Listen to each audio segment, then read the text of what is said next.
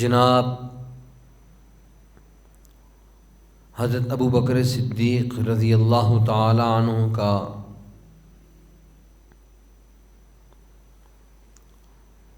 دنیا سے جانا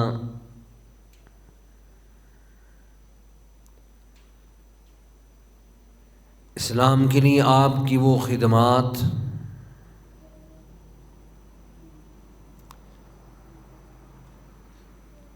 جن کا کوئی انسان تصور نہیں کر سکتا،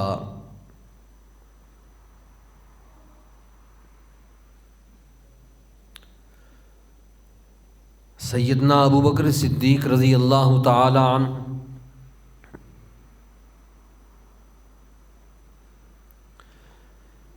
نبی اکرم صلی اللہ علیہ وسلم کے اوپر سب سے پہلے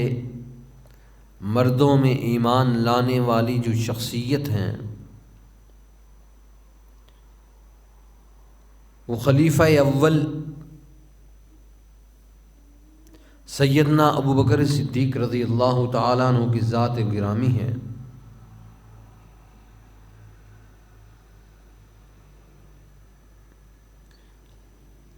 حضرت صدیق اکبر رضی اللہ تعالیٰ عنہ اللہ کے حبیب صلی اللہ علیہ وسلم کے ساتھ ایسی محبت، ایسا تعلق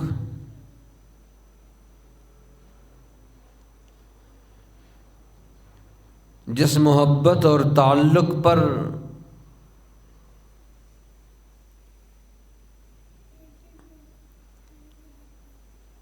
عاشق بھی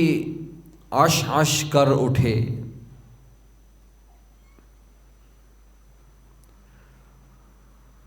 ان عشاق کو بھی دل کے اندر کی یہ تمنا، دل کے اندر کی یہ آرزو، ان کے دل کی یہ تڑپ، ان کے دل کی یہ امنگ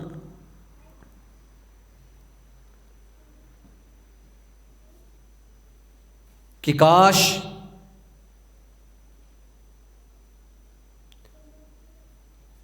حضرت ابو بکر رضی اللہ تعالیٰ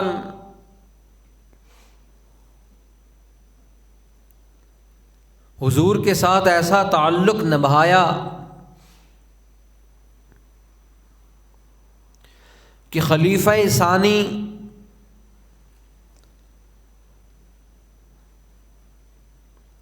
سیدنا حضرت عمر فاروق رضی اللہ تعالیٰ عنہ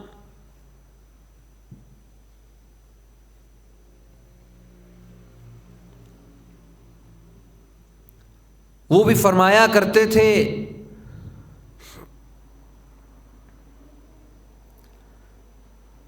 ابو بکر کی زندگی تو حضور کے ساتھ ایسی ہے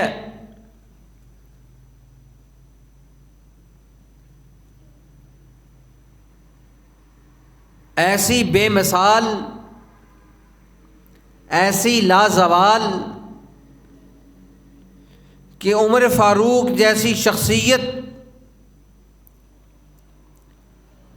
حضرت ابو بکر رضی اللہ تعالیٰ عنہ کو کہا کرتی تھی کہ اگر میں اپنی ساری زندگی کی نیکیاں، اپنی ساری زندگی کے حج اور عمرے، اپنی ساری زندگی کا عدل و انصاف جو دنیا نے میں نے قائم، وہ سارا کچھ میں ابو بکر کے دامن میں ڈال دوں، اور ابو بکر ایسی ہستی ہے کہ اس ہستی کے صرف مجھے ایک دن اور ایک رات مل جائے تو میں پھر بھی کامیاب ہوں۔ آپ سوچیں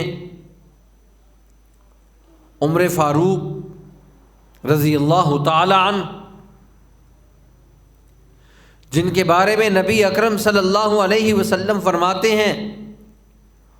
عمر میرا ایسا ہے کہ پہلے میرا عمر بولتا ہے، اس کے بولنے پر قرآن نازل ہوتا ہے۔ میرے عمر کا اللہ کے ساتھ ایسا تعلق تو قرآن مجید کے کافی سارے مقامات ایسے ہیں، بعض مفسرین نے کہا 16 کے قریب مقام ایسے ہیں، کچھ نے اس سے کم و بیش بھی بتائے کہ اتنے مقامات ایسے ہیں کہ حضرت عمر رضی اللہ تعالیٰ نے پہلے رائے دی، اللہ نے اس رائے کو قرآن بنا کر نازل کر دیا۔ وہ عمر حضرت ابو بکر رضی اللہ تعالیٰ عنہ کے بارے میں یہ رائے دیتے ہیں، کاش ابو بکر میری زندگی کی ساری نیکیاں لے لے، میرے عدل و انصاف کا نظام قائم کرنا لے لے، میری شب و روز کے ساتھ اللہ کا تعلق لے لے، مجھے اپنی زندگی کا ایک دن اور ایک رات دے دے، میں سمجھوں گا میں کامیاب ہو گیا ہوں، میں سمجھوں گا کہ میری زندگی آگے نکل گئی۔ اور حضرت عمر رضی اللہ تعالیٰ عنہ ہمیشہ یہ کوشش کیا کرتے تھے کسی طرح میں حضرت ابو بکر سے آگے نکل جاؤں۔ فاستبقوا الخیرات، خیر کے عمل میں مقابلہ ہے، حضرت عمر بازی لینے کی کوشش کرتے ہیں، اور صالحین کا انداز بھی یہی ہے، وہ نیک عمل میں آگے بڑھ چڑھ کر کردار ادا کرتے ہیں۔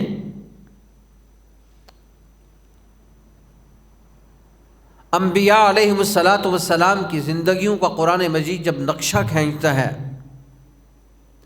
انہم کانوا یسارعون فی الخیرات ویدعوننا رغبا ورہبا وَكَانُوا لَنَا خَاشِعِينَ۔ انبیاء کی زندگیاں ایسی تھیں، انہم کانوا یسارعون فی الخیرات، وہ خیرات کے عمل میں بڑھ چڑھ کر آگے بڑھنا سمجھتے تھے، آگے بڑھنے پر فخر ہوتا تھا، آگے بڑھنے پر ان کا کردار بڑھتا تھا۔ اور قرآن مجید جماعت صحابہ کی خصوصیات میں خصوصیت یہ بھی بیان کرتا ہے، یہ لوگ نیکیوں میں آگے بڑھ چڑھ کر کردار ادا کرتے تھے۔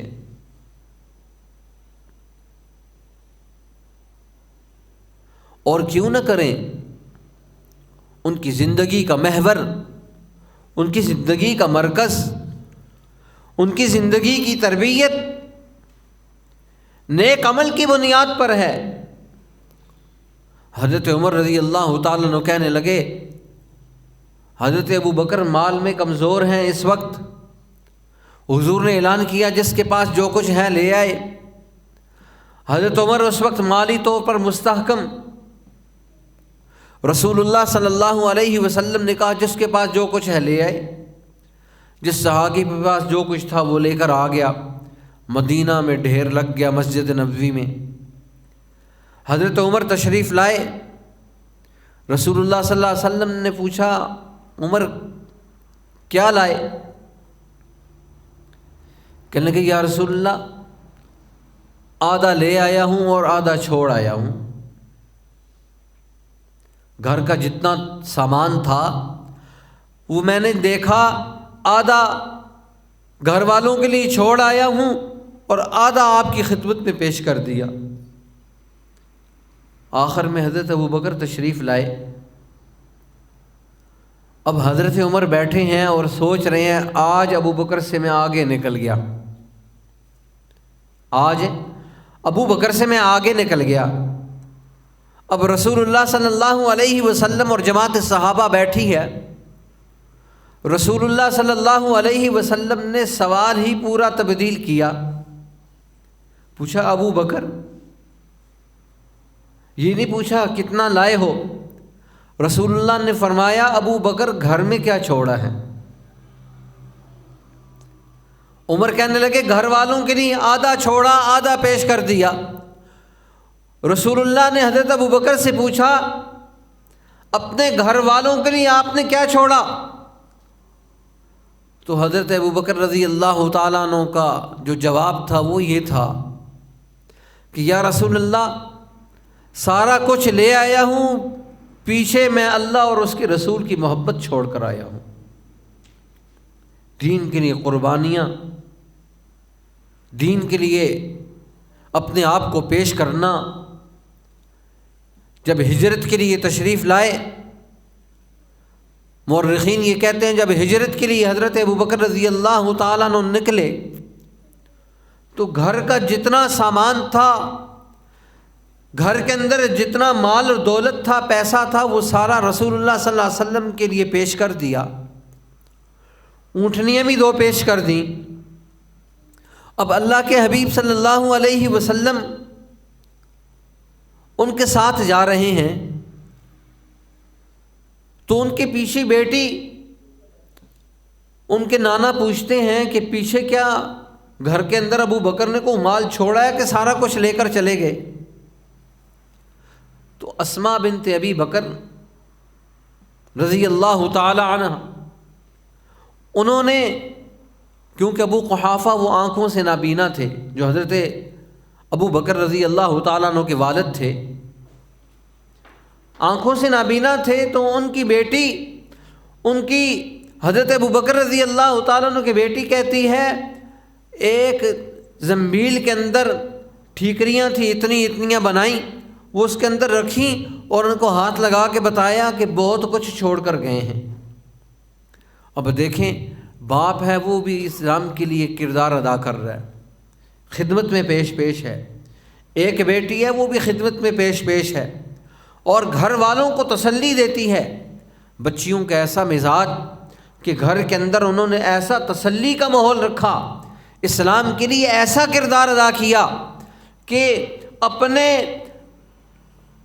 اپنے بڑوں کو وہ مطمئن کرتی ہیں۔ حضرت ابوبکر اگر گھر سے گئے ہیں تو گھر میں مال بہت چھوڑ کے گئے ہیں، حالانکہ گھر میں کچھ بھی نہیں چھوڑ کر گئے، جتنا تھا وہ رسول اللہ صلی اللہ علیہ وسلم کی خدمت میں پیش کر دیا۔ لیکن ان لوگوں نے دین اسلام کے لیے جب قربانیاں پیش کیں، جب اپنے آپ کو پیش کیا، پھر اس انداز میں پیش کیا، اللہ کے حبیب صلی اللہ علیہ وسلم کے ساتھ ان کا ایسا تعلق، ایسا لگاؤ، ایسی محبت کہ حضرت ابوبکر کے ساتھ اہل الارض جو زمین والے تھے ان کو محبت ہی محبت تھی، لیکن حال یہ تھا آسمان والوں کو بھی حضرت ابوبکر کے ساتھ بڑی محبت تھی۔ مورخین یہ کہتے ہیں، تفسیر کی کتابوں میں اور احادیث کی کتابوں میں یہ موجود ہے، کہتے ہیں کہ ایک دفعہ حضرت ابوبکر رضی اللہ تعالیٰ نے ایک لباس پہنا، ببول کے کانٹوں والا لباس جب پہنا تو وہ لباس ایسا تھا، کہتے ہیں کہ سارے فرشتوں نے وہی لباس پہنا۔ جبریل تشریف لائے، کہنے لگے یا رسول اللہ آج ابو بکر کا جیسا لباس ہے ویسا آسمان والوں کا سب کا وہی لباس۔ اب یہ دیکھیں، حالانکہ فرشتوں کو لباس کی ضرورت نہیں، لا یعصون اللہ ما امرہم ویفعلون ما یؤمرون، کھانا ان کی عادت نہیں، پینا ان کی عادت نہیں، بیوی بچے ان کی عادت نہیں، نور ان کو کیا لگے بیوی بچوں کے ساتھ، ان کو کیا لگے کھانے اور پینے کے ساتھ، ان کو کیا لگے احساسات اور جذبات کے ساتھ، لیکن انہوں نے لباس پہنا۔ اب لباس پہننے کا مطلب یہ ہے کہ نوری فرشتے، آسمان والے اپنی نسبت ابو بکر کے ساتھ منتقل کرنا چاہتے ہیں۔ اس لیے کہتے ہیں ایک دفعہ حضرت جبریل علیہ الصلاۃ والسلام سے پوچھا آپ کی بھی کوئی خواہش ہے؟ آپ کے اندر بھی کوئی خواہش ہے؟ حالانکہ فرشتوں کی کیا خواہشات ہیں، لیکن جبریل علیہ الصلاۃ والسلام سید الملائکہ ہے، کہتے ہیں میں حضرت آدم علیہ الصلاۃ والسلام کے ساتھ بھی رہا، ان کے ساتھ جتنے صحابہ تھے ان کے ساتھ بھی رہا، اور نور علیہ الصلاۃ والسلام کے جتنے صحابی تھے ان کے ساتھ بھی رہا، ابراہیم علیہ الصلاۃ والسلام کے لوگوں کے ساتھ بھی رہا، 1,00,000 کم و بیش 24,000 جتنے انبیاء تھے ان انبیاء کے ساتھ بھی رہا اور ان کے اصحاب کے ساتھ بھی رہا، لیکن میں نے یہ دیکھا کہ جتنے صحابہ تھے ہر نبی کے، ابو بکر جیسا کوئی نہیں تھا۔ جتنے صحابہ تھے نبیوں کے، ابو بکر جیسا کوئی نہیں تھا۔ اور جبریل علیہ الصلاۃ والسلام جو حاملین علی العرش کی بھی ملائکہ ہیں، سید الملائکہ ہیں، اللہ کے حضور روز ان کی ملاقات ہوتی ہے، آسمانوں کی سیر ہے، جنت میں آنا اور جانا ہے، آسمان اور زمین پلک جھپکنے میں وہ پہنچ جاتے ہیں۔ ان سے پوچھا آپ کی بھی کوئی خواہش ہے؟ کہنے لگے کاش میں جبریل نہ ہوتا، میں ابو بکر ہوتا، کاش میں جبریل نہ ہوتا، میں ابو بکر ہوتا۔ اب دیکھیں حضرت ابو بکر رضی اللہ تعالیٰ عنہ کا یہ کمال تھا